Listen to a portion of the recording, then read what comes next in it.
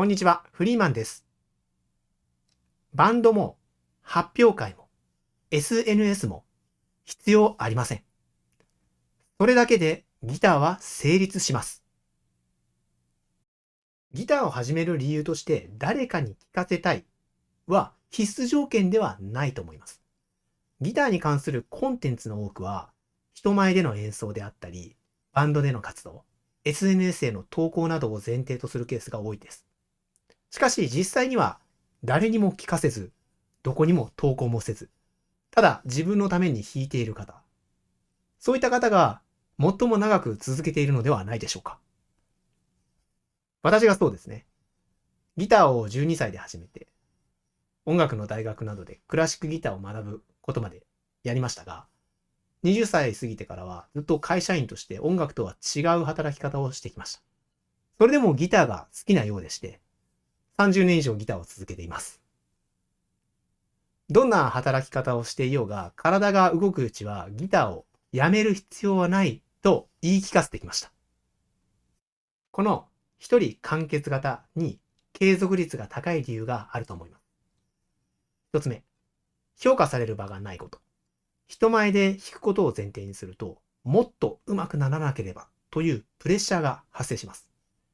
一人で弾くことを前提にすれば、そのプレッシャーは存在しないです。上手じゃなくても続けられますし、続けるから上達していきます。評価がない環境は、継続にとって最も安全な条件なのではないでしょうか。二つ目、他の方のスケジュールに依存しないです。バンドやアンサンブルは他の方のスケジュールと合わせる必要がどうしても出てきます。一人であれば弾きたいと思った時に弾ける。この自由度の差は長期的な継続においてそのまま差になったりします。もちろん、他の方とセッションをしたり、バンドをやったりすることも非常に面白いので、これを捨てる必要は全くありません。三つ目、目標が自分で決められます。好きな曲を一曲弾けるようになる。毎日15分を弾く。そういったことだけでいいかと思います。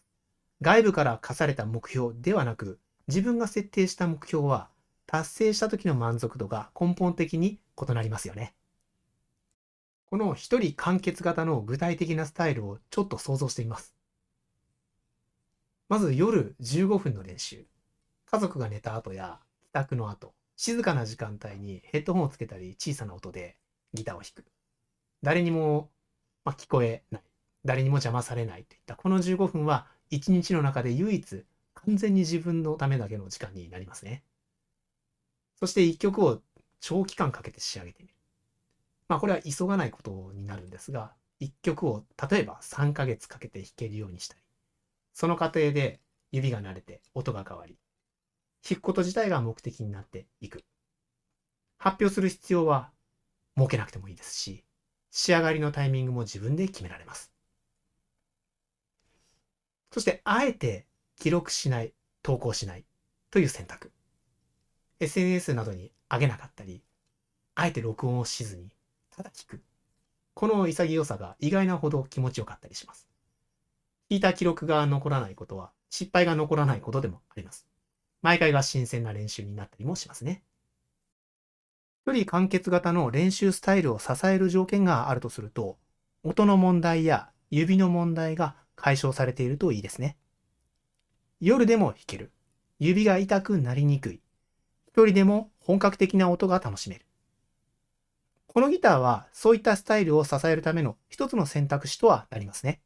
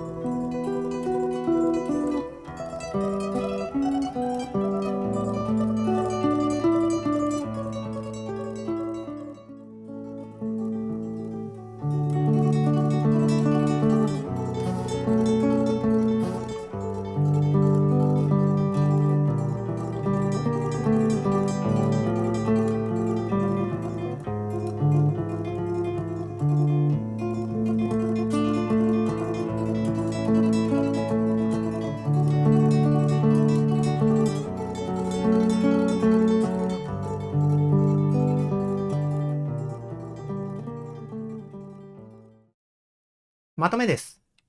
バンドを組めなかったから一人。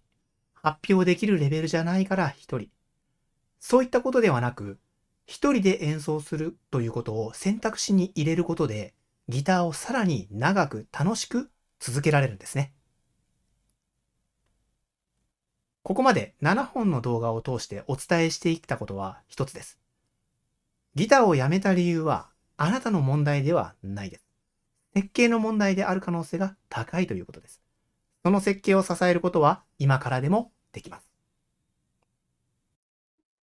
サイレントギターについてクラシック目線で検証や実演の動画を出しています。ご興味あればチャンネル登録しておいてくださいね。また、サイレントギターやクラシックギターで困っていることがありましたら、ぜひコメントをご活用ください。別動画で検証していきたいと思います。ではまた。